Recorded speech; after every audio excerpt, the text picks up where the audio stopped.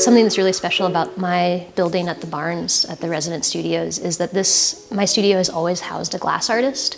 And the result is that in the ground around my building, there are years of kind of discarded, broken pieces or bits of the process that just gets thrown away. I discovered this because I was gonna plant flowers around my building, and I went to dig into the ground and it just kind of crunched.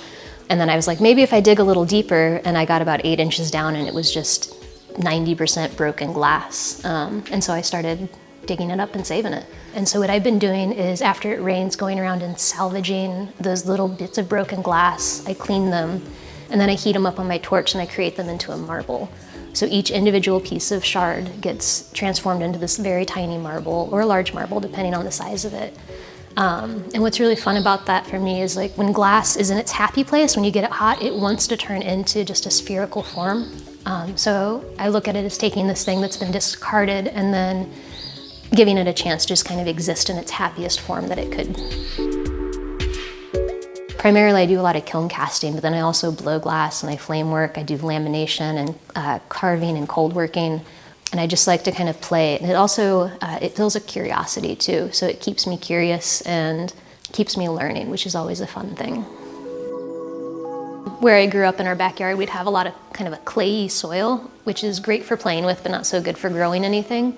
I remember we'd go out after the rain and kind of like dig around in the dirt, and I would just make little like seals and whales and just kind of weird little shapes, but they were just, it never seemed like it could actually be anything more than just kind of fun.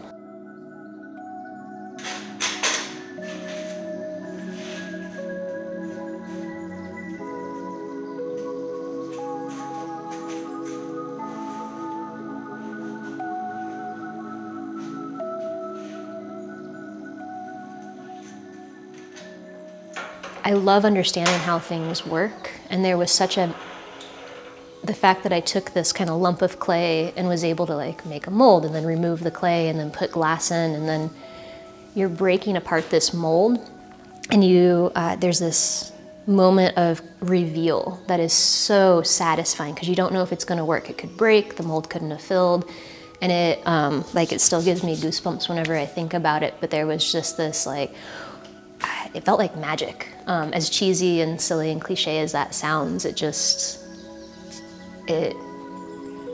was like transforming one material into another material is what it felt like.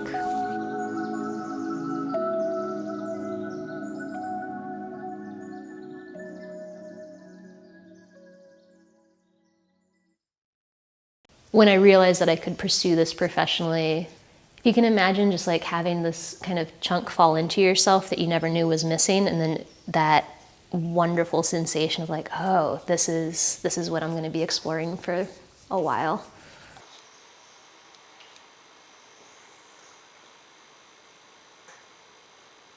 I get most of my inspiration and my ideas just from kind of my crazy disjointed brain. So a lot of my work is a response to how I process events and memories. So I've had a lot of not ideal situations happen to me in my past, and I've been working most of my adult life to kind of process and understand how those events have affected me. So what I do with a lot of my work is I'm trying to remove my very direct personal narratives, and I'm focusing on that emotional content.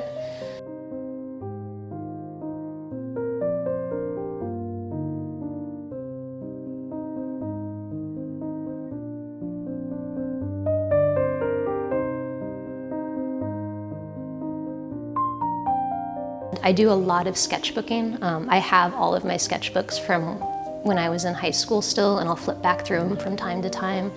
And what it usually starts with is me just trying to articulate this very abstract concept or this idea. So I have these visceral reactions to things, and I'm trying to define it and make it into this tangible, concrete object.